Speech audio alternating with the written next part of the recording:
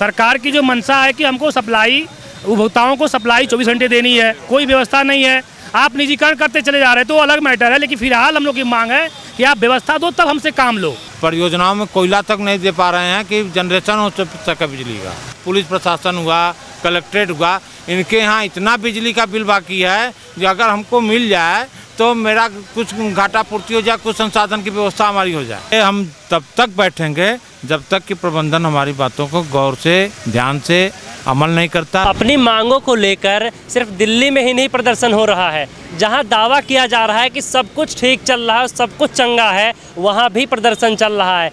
दिल्ली में किसान बैठे हैं तो यहाँ पे कर्मचारी बैठे हैं। हम अभी बात कर रहे हैं लखनऊ की, हम लखनऊ में हैं, लखनऊ के हजरतगंज में, और ये अशोक मार्ग 14 है। अशोक मार्ग ही है ना भैया? हाँ, अशोक मार्ग है। और ये पीछे हमारे शक्ति भवन है, यानी कि शक्ति भवन के ठीक सामने यहाँ पर कुछ जूनियर इंजीनियर्स बैठे हैं। और आप देख सकते हैं, पहले मैं कैमरामैन से गुजारिश करूँगा कि वो तस्वीरें दिखाएं यहाँ पे कितनी संख्या में बैठे हैं। ऐसे ही दिल्ली की सीमाओं पर भी बैठे हैं, जगह जगह प्रदर्शन चल रहे हैं। लेकिन ये हो सकता है 7 सितंबर से चल रहा है इनका प्रदर्शन, हो सकता है ये अभी तक तस्वीरें आपको कहीं देखने को ना मिली हों। लेकिन एक बार मैं कैमरामैन से बोलूँगा कि एक बार पूरी तस्वीरें दिखाएँ यहाँ पे।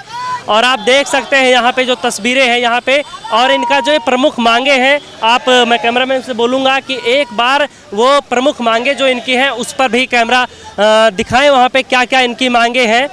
और इनसे हम बातचीत करेंगे अभी, और अभी आपको बातचीत में पता चलेगा कि यहाँ पे ये लोग क्यों बैठे हैं, इनकी क्या क्या मांगे हैं और सारी चीज़ें जो भी हैं जितनी। तो यहाँ पे लगभग मेरा अंदाज है कि 100 के आसपास ये लोग होंगे, 100 से ज़्यादा भी हो सकते हैं, क्योंकि गिनती कर पाना मुश्किल है। तो इसीलिए मैंने एक आंकड़ा जो बताया है, ये अंदाज़ा लगा के मैंने बताया है। तो अब इनका जो है यहाँ पे आप देख सकते हैं लिखा हुआ है क्रमिक उपवास अनशन कार्यक्रम। तो हम इनसे जानने की कोशिश करेंगे कि क्या वजह है, क्या क्या दिक्कतें हैं, यहाँ पे लोग क्यों बैठे हैं। आप बताइए कि यहाँ पे आप लोग क्यों बैठे हैं, क्या वजह है? हमारी मांग वेतन विसंगति को लेकर के है। अच्छा, वेतन को लेकर जी। पिछले 2-3 सालों में इनको ये कहते हैं कि आपका मांग जायज़ है। 6 बार इन्होंने हमारे साथ, हमारे संगठन के केंद्रीय नेतृत्व के साथ सहमति भी बनाया और वो मान भी गए, सब कुछ हो गया। लेकिन अब उसको एक आर्डर होना चाहिए जो कि मेरे ऊपर उसका प्रभाव पड़े, उनको प्रभावी हो जाए। वो आज तक इन्होंने नहीं किया। उसी को मैं लागू कराने के लिए अनशन पर चल रहा हूँ। मेरा विगत 7 सितंबर से आंदोलन चल रहा है। ये मेरा चौथा चरण है। चौथा चरण में मेरा आज 5वां दिन जो है उपवास का दिन है। हम लोग 24 घंटा करके क्रमशः बैठते हैं। यानी कि 24 घंटे कुछ लोग बैठते हैं, फिर 24 घंटे के बाद में फिर और दूसरी टीम आ जाती होगी, वो उपवास पर बैठती होगी। अरे हम तब तक बैठेंगे जब तक कि प्रबंधन हमारी बातों को गौर से, ध्यान से अमल नहीं करता, उसका आर्डर नहीं, मतलब ओएम नहीं करता है, क्रियान्वयन नहीं। इसके अलावा और क्या क्या दिक्कतें हैं आप लोगों की? जी, यहाँ पे और कुछ भी हैं, इनसे भी हम, इन भैया से भी बातचीत करते हैं। आप और अपनी जो भी दिक्कतें हैं वो भी बताइए, क्योंकि अभी हमें आप लोगों में से ही कोई बता रहा था कि बहुत सारी दिक्कतें हैं जितने भी जूनियर इंजीनियर हैं उनकी। तो आप अगर जी भैया, सबसे पहले तो मैं, आप मीडिया से हैं, आपका मैं बहुत धन्यवाद देता हूँ। और मैं पूर्वांचल अध्यक्ष हूँ राज्य विद्युत परिषद जूनियर संगठन का। हम लोग की मांग केवल व्यक्तिगत अपनी पर्सनल वेतन से मतलब नहीं है। हम लोग की मांग मुख्य रूप से है कि आप जो वादा खिलाफी कर रहे हो, जो बातें, जो हम लोग को अधिकार मिला था पहले, वो अधिकार आज तुम समाप्त कर रहे हो। जैसे वेतन विसंगति को भी छोड़ दिया जाए। अभी हम लोग मुख्य रूप से मांग मानूं, मैं यहाँ पे जानना चाहूँगा, जैसे अभी तक क्या हो रहा है कि कुछ चीज़ें कॉन्ट्रैक्ट बेस पे होती हैं, तो एक समय बाद उन्हें फिर ख़त्म कर दिया जाता है। तो आप लोगों की जो मांगे हैं, जो कुछ वादा किया गया था, वो कॉन्ट्रैक्ट बेस पे ऐसा कुछ तो नहीं था? ऐसा कोई कॉन्ट्रैक्ट वाला मैटर नहीं है। हम लोग का मांग मेन रूप से बता दूं कि जो विद्युत सुधार वाली बात आ रही है, सरकार की जो मंशा है कि हमको सप्लाई, उपभोक्ताओं को सप्लाई 24 घंटे देनी है, लेकिन सप्लाई देने के लिए क्या व्यवस्थाएं होनी चाहिए, वो व्यवस्था की मांग हम कर रहे हैं कि हमको व्यवस्था तो दो काम करने के लिए, कोई व्यवस्था नहीं है।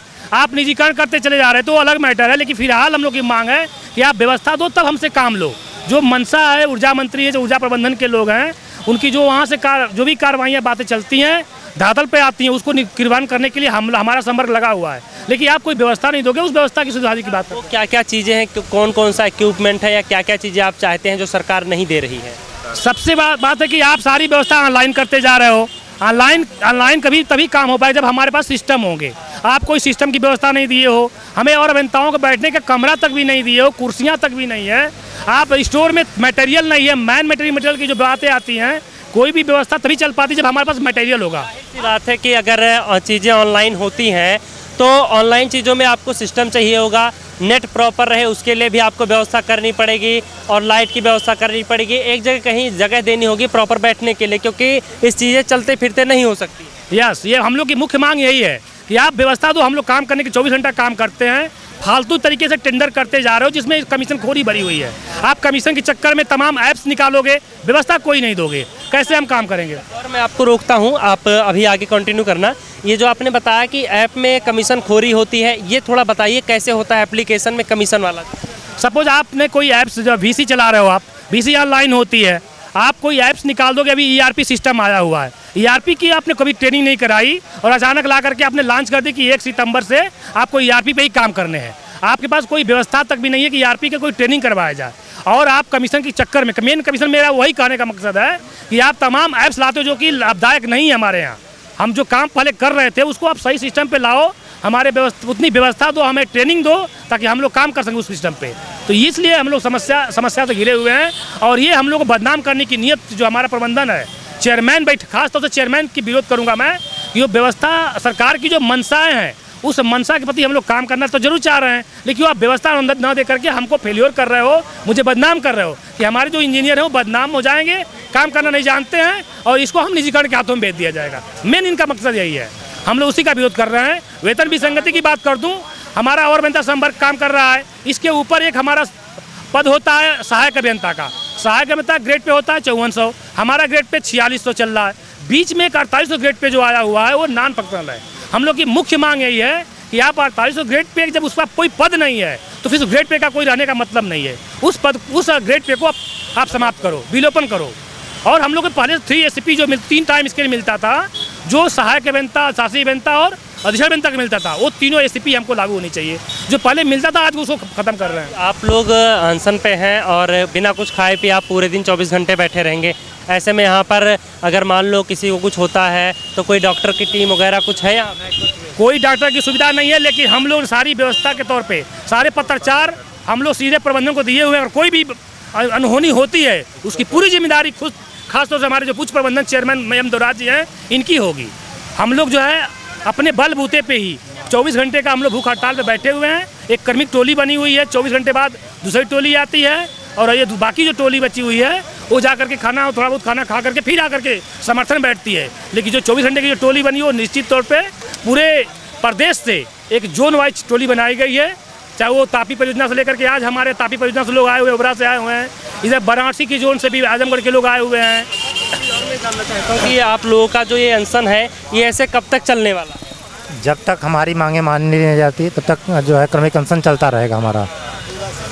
और प्रबंधन को हमें अपनी ताकत को दिखाना है, और निजीकरण और जो तमाम तरीके के जो हमें सुविधाएं उपलब्ध नहीं हो पा रही हैं जिससे हम जनता को उनका बिजली व्यवस्था सुधार किया जा सके, उसी सब चीज़ों को लेकर के हम लोग अनशन पे बैठे हैं। यानी कि यहाँ पर जितने कर्मचारी बैठे हैं, क्या ये माना जाए कि वो योगी सरकार के शासनकाल से नाखुश हैं?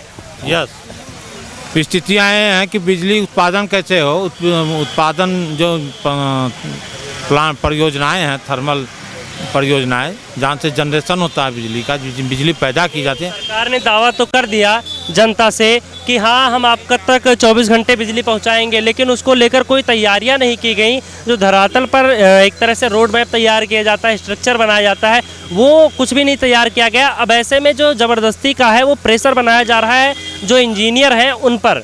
मैं सही कह रहा हूँ? मैं एक सरकार की बात बता दूं, सरकार पर्सनली मेरे योगी सरकार से मतलब नहीं है। जो भी सरकार आएगी, चाहे कोई से किसी भी पार्टी की सरकार हो, मुझसे कोई विरोध नहीं। अगर मेरी बातों को नहीं सुना जाएगा, चाहे कोई सरकार होगी जो व्यवस्था कोई नहीं देगी और काम लेगी, मैं आपके माध्यम बता देना चाहता हूँ कि हमारी मैसेज पहुँचाइए हमारी सरकार के पास कि जो आपके उच्च प्रबंधन के लोग ऊर्जा क्षेत्र से बैठे हुए हैं ये मनमानी कर रहे हैं। मुझे इन लोगों से नफरत है।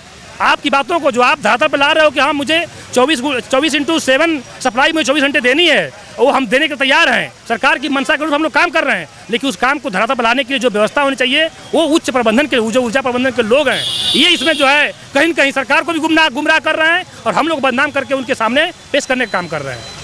और भी जी कोयला तक नहीं है, कोयला ख़त्म हो गया है, आज या कल में ख़त्म हो जाएगा। इनका परियोजनाओं में कोयला तक नहीं दे पा रहे हैं कि जनरेशन हो सके बिजली का। पब्लिक जो ये सार्वजनिक इनके उपक्रम हैं, जैसे सिंचाई विभाग हुआ, पुलिस प्रशासन हुआ, कलेक्ट्रेट हुआ, इनके यहाँ इतना बिजली का बिल बाकी है जो अगर हमको मिल जाए तो मेरा कुछ घाटा पूर्ति हो जाए, कुछ संसाधन की व्यवस्था हमारी हो जाए, यही स्थिति है। जैसा कि भैया जी बता रहे हैं कि जितने भी सरकारी अधिकारी और अफसर हैं, अगर उनके यहाँ से ही बकाया बिल अगर मिल जाता है तो भी इनका काम बन जाएगा। यहाँ पे कुछ लोग और हैं, हम यहाँ इनसे भी बातचीत करने की कोशिश करेंगे। आप देख सकते हैं तस्वीरों में यहाँ पर काफ़ी सारे जो जूनियर्स इंजीनियर्स हैं वो बैठे हैं, तो यहाँ भी हम लोगों से बातचीत करने की कोशिश करते हैं। कितने लोग यहाँ पे, लगभग जो मुझे तादाद लग रही है वो 100 से अधिक लोगों की है यहाँ पे, तो कितने लोग इसमें अनशन पर हैं और कितने लोग नहीं? लगभग 25 से 30 लोग अनशन पे हैं, बाकी लोग सब लोग 55 लोग 55 लोग अनशन पे हैं, बाकी लोग उनके समर्थन में हैं और पर डे ये संख्या बढ़ती जा रही है। अभी उन्होंने बताया यानी कि जो 55 लोग हैं वो सिर्फ जल ग्रहण कर रहे हैं, अन्न उन्होंने त्याग रखा है, और बाकी जो इनके समर्थन में हैं ये लोग सब कुछ खाते पीते हैं। जी। अच्छा ये बताइए, आप लोगों की जो मांग है वो अभी उन्होंने बताया, आप किस तरह की दिक्कतें जो भी हैं, उन्होंने बताया कि स्ट्रक्चर वगैरह नहीं है, जो व्यवस्थाएं हैं व्यवस्थाएं नहीं दी जा रही हैं, तमाम कमियां हैं क्या? देखिए ऐसा है कि हमारे विभाग में जो जेई संवर्ग है वो विभाग और पब्लिक के बीच की कड़ी है, ठीक है ना। इसको जो भी चीज़ें फेस करनी पड़ती हैं, विभाग की ओर से जो भी आदेश आते हैं उसको फील्ड पे कार्यान्वित करना पड़ता है। तो जब हमें सामान ही नहीं मिलेगा किसी भी तरीके की, चाहे इंसुलेटर हो चाहे कंडक्टर हो, वो सारा कुछ सामान हमें बिजली दुरुस्त करने के लिए चाहिए होता है। कई महीने लग जाते हैं कोई भी सामान मिलने में, सामान मिल नहीं पाता, जिसकी वजह से हमें फील्ड में दिक्कत आती है। तो हमारी ये जो समस्याएं आप देख रहे हैं ये केवल हमारी समस्याएं नहीं हैं, विभाग की स्थिति को दुरुस्त करने के लिए, और 24/7 मतलब जो माननीय मुख्यमंत्री या माननीय प्रधानमंत्री की योजना है कि हम पब्लिक को 24 घंटे सप्लाई दे पाएँ, उसको क्रियान्वित करने के लिए भी हमारी मांग है। इसमें काफ़ी मांगे तो ये हैं कि हम विभाग की जो वर्तमान व्यवस्था है उसको दुरुस्त करें।